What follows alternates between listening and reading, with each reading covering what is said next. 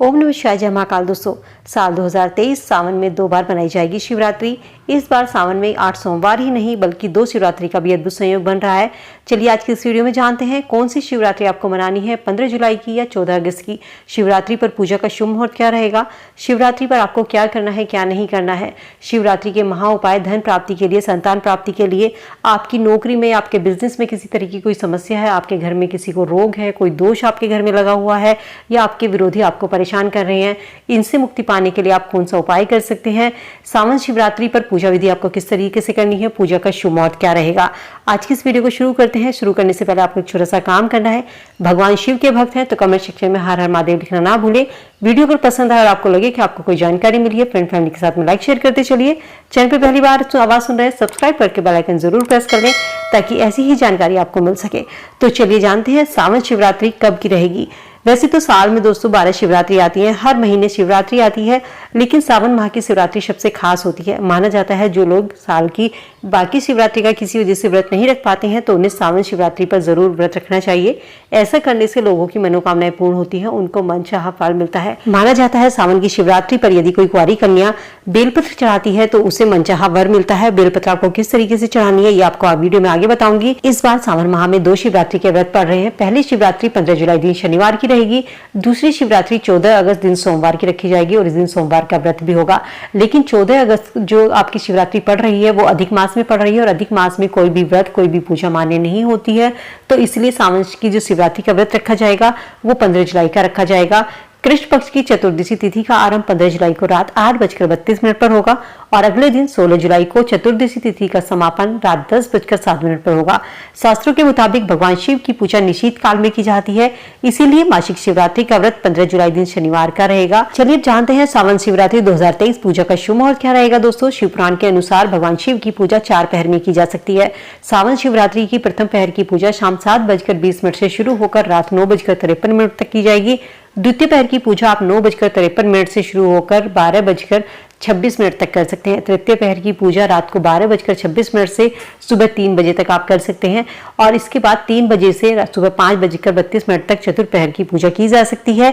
वहीं मासिक शिवरात्रि का व्रत आपका जो पारण किया जाएगा वो 16 जुलाई को किया जाएगा।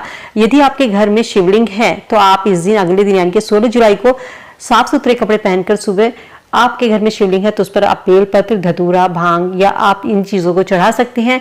साथ ही भगवान शिव का रुद्राभिषेक कर सकते हैं, शिव चालीसा का पाठ कर सकते हैं, शिव स्तुति का पाठ कर सकते हैं, भगवान शिव को दूध से बनी चीजों का भोग लगा सकते हैं। आप चाहें तो घर में पंचामृत से भगवान शिव का अभिषेक कर सकते हैं और इसके बाद आपको गंगा जल से उनका स्नान कराना है। पंचामृत में आप दूध, दही, घी, शक्कर और गंगा जल, शहद मिलाकर आप भगवान शिव का पंचामृत से स्नान कराइए। ऐसे करने से कहते हैं जो भक्त शहद और गंगा जल, दूध, दही से भगवान शिव का अभिषेक करता है उसके सभी मनोरथ पूर्ण होते हैं। जिन लोगों के घर में शिवलिंग नहीं है वो सावन शिवरात्रि की पूजा किसी मंदिर में जाकर भी कर सकते हैं। इस दिन आप सूर्योदय से पहले उठकर घर की साफ सफाई करके साफ सुथरे कपड़े पहन लीजिए। जब आप नहाएं तो इस चीज का जरूर ध्यान रखें, अपने पानी में थोड़ा सा गंगा जल डाल लें। अब थोड़ा सा गंगा जल लेकर आपको ओम नमः शिवाय मंत्र का जाप करते हुए भगवान सूर्य को जल अर्पित करना है। थोड़ा सा जल आपको अपने सीधे हाथ में लेना है और आचमन करना है, प्रण लेना है कि इस व्रत को मैं पूरी निष्ठा के, पूरी श्रद्धा भाव के साथ करूंगा। अपने मन में ओम मंत्र का जाप करते हुए आपको पूजा की थाली तैयार करनी है। इसमें आपके पास में जो चीजें अवेलेबल है, धतूरा है, फल है, भांग है, आंकड़े के पत्ते हैं, दूध, बेलपत्र। अगर आपके पास बेलपत्र नहीं है तो मंदिर में जो शिवलिंग के ऊपर बेलपत्र चढ़ी होती है उनको उठाकर आप धोकर भी शिवलिंग पर बेलपत्र चढ़ा सकते हैं। दही आप ले सकते हैं, शहद, बतासे, लेकिन भगवान शिव की पूजा में चंदन का इस्तेमाल जरूर करें। भगवान शिव को भूलकर भी हल्दी या सिंदूर ना चढ़ाए और इस सामान को आप थाली में रख लीजिए। शिवलिंग पर चढ़ाने वाला जल भी आप तैयार रखिए और आपको जल खाली लेना है, जल में आपको कोई भी सामग्री नहीं मिलानी है। और जब आप मंदिर में जाएंगे पूजा सामग्री के साथ में भगवान शिव और देवी पार्वती के मंदिर में जाएं और मंदिर में जाकर सबसे पहले शिवलिंग पर दूध से अभिषेक कीजिए या आपके पास अगर पंचामृत है तो पंचामृत से शिवलिंग का अभिषेक कराइए और इसके बाद आपको गंगा जल से या सादे जल से आपको भगवान शिव का अभिषेक कराना है। ओम नमः शिवाय मंत्र का आपको जाप करना है। वहीं आप बैठकर 108 बार भी ओम नमः शिवाय मंत्र का जाप कर सकते हैं। साथ ही ध्यान रखें कि आपका जो ध्यान है वो केवल आपके मंत्रों पर होना चाहिए। इस चीज पर ध्यान नहीं होना चाहिए कि मंदिर में आपके पास कौन बैठा है, कौन खड़ा है। तभी आपका व्रत पूर्ण होता है जब आपका पूरा ध्यान आपके मंत्रों पर होता है। इसके पश्चात में आपके पास जो भी प्रसाद है उसका मिष्ठान का आप भगवान को भोग लगाइए। बेर का फल भगवान शिव को अति प्रिय होता है, बेर फल का भी आप भगवान शिव को अर्पित कर सकते हैं। पूरी श्रद्धा भाव के साथ में जब आप अपना पूजा कर लें तो घर आने के पश्चात अपने घर के दोनों दरवाजे की ओर कोनों पर थोड़ा थोड़ा सा जल चढ़ाएं। इसके बाद अपने घर में प्रवेश करें, घर में आकर आरती करें। शाम के समय अपने घर में घी का दिया जलाएं। भगवान शिव को गोल बाती का दिया लगाना चाहिए। भगवान शिव और देवी पार्वती की आरती जरूर करें। सावन शिवरात्रि पर आपको क्या करना है, क्या नहीं करना है। सावन शिवरात्रि पर भगवान शिव का गंगा जल से दूध से अभिषेक करें। फलहार का सेवन करें। इस दिन अन्न से दूर रहें। अपने अंदर साफ और शुद्ध विचार लाइए। किसी के प्रति द्वेष अपने मन में मत रखिए। शिव पुराण का पाठ करें, शिव मंत्रों का जाप करें। भगवान शिव माता पार्वती के भजन आप सुन सकते हैं। कुंवारी लड़कियां अपने अच्छे पति के लिए, अच्छे जीवन साथी के लिए इस व्रत का नियम के अनुसार पालन करें। उन्हें भगवान शिव जैसा वर मिलता है। शिवलिंग पर बेलपत्र चढ़ाते समय इस चीज का ध्यान रखें कि बेलपत्र कहीं से खंडित नहीं होना चाहिए। बेलपत्र 3 पत्तियों वाला होना चाहिए। 3 पत्ती का एक बेलपत्र माना जाता है। बेलपत्र का चिकना भाग शिवलिंग के ऊपर की तरफ आपको चढ़ाना है। और शिवलिंग पर आप जो बेलपत्र चढ़ाते हैं शिवलिंग पर, तो उस पर आप चंदन से लेप कर सकते हैं या बेलपत्र पर ओम नमः शिवाय लिखकर शिवलिंग पर बेलपत्र चढ़ा सकते हैं। ये बेलपत्र चढ़ाने का सही तरीका होता है। सावन शिवरात्रि के दौरान आपको ब्रह्मचर्य का पालन जरूर करना चाहिए। तो चलिए अब जानते हैं शिवरात्रि पर क्या नहीं करना चाहिए। शिवरात्रि के दिन आपको तामसिक भोजन से परहेज करना चाहिए, वरना आपको शुभ फल नहीं अशुभ फल की प्राप्ति होती है। शिवरात्रि के दौरान आपको मांस मदिरा का या सावन माह में भी कोशिश कीजिए आप इन चीजों से दूर रहें। तामसिक भोजन से, मांस मदिरा से, इन चीजों का सेवन नहीं करना चाहिए। व्रत में तुलसी का उपयोग नहीं करना चाहिए। भगवान विष्णु की पूजा के दौरान तुलसी का उपयोग किया जाता है, लेकिन भगवान शिव की पूजा में तुलसी का उपयोग बिल्कुल भी ना करें। ना ही भगवान शिव पर चढ़ा हुआ जल तुलसी में डालें। चलिए अब जानते हैं शिवरात्रि के कौन से उपाय आप कर सकते हैं। सबसे पहले हम बात करते हैं धन प्राप्ति का उपाय आपको क्या करना है। सबसे पहले आपको पंचम रस से अभिषेक कराना है। उसके बाद आपको सादे जल से अभिषेक कराना है। लेकिन ध्यान रखें, जब आप शिवलिंग पर जल चढ़ाते हैं तो आपकी धार बिल्कुल पतली पतली होनी चाहिए और धारा आपकी जल की टूटनी नहीं चाहिए।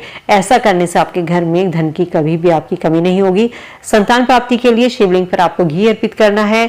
जल की धारा आपको अर्पित करनी है। ऐसा करने से आपको संतान की प्राप्ति होगी। या आप विवाहित जोड़े में भगवान शिव की पूजा जब आप करते हैं तो आप भगवान शिव को आंकड़े का फूल भी अर्पित कर सकते हैं। तो ऐसा करने से आपको संतान की प्राप्ति जरूर होगी। विवाह के लिए यदि आपके विवाह में किसी तरीके की अड़चन आ रही है तो आप शिवलिंग पर 108 बेलपत्र अर्पित करें और उन बेलपत्र पर आपको चंदन से या तो आप लेप कर सकते हैं या आप उन पर ओम नमः शिवाय लिख सकते हैं। और साथ ही जब आप एक एक बेलपत्र भगवान शिव को चढ़ाना है, ऐसा नहीं है सारी 108 बेलपत्र आपको एक साथ चढ़ानी है, एक एक बेलपत्र आपको चढ़ाना है। और आपको बेलपत्र चढ़ाते समय हर बेलपत्र पर ओम नमः शिवाय मंत्र का जाप करना है।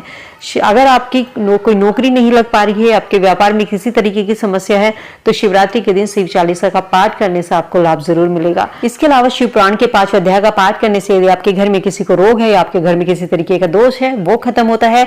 सुबह जल्दी उठकर स्नान करके साफ सुथरे कपड़े पहनकर पूर्व दिशा की ओर मुख करके भगवान शिव की पूजा कीजिए। चंदन माला का आपको जाप करना है। सफेद आंकड़े के 5 फूल लेने हैं। भगवान शिव मंत्रों का आपके 11 माला आपको जाप करनी है। ऐसा करने से आपके जितने भी विरोधी हैं उनका नाश होता है। तो दोस्तों ये छोटे छोटे उपाय ऐसे हैं, इनको करने में आप आसानी से घर पर कर सकते हैं। भगवान शिव की पूजा, महाशिवरात्रि की पूजा में आपको क्या करना है, क्या नहीं करना है, उम्मीद करती हूँ वीडियो में दी गई जानकारी से आप लाभ जरूर उठाएंगे। वीडियो अगर पसंद आई तो फ्रेंड फैमिली के साथ में लाइक शेयर जरूर कीजिए। चलिए मिलती हूँ नई वीडियो में नई जानकारी के साथ। तब तक हर हर महादेव, ओम नमः शिवाय।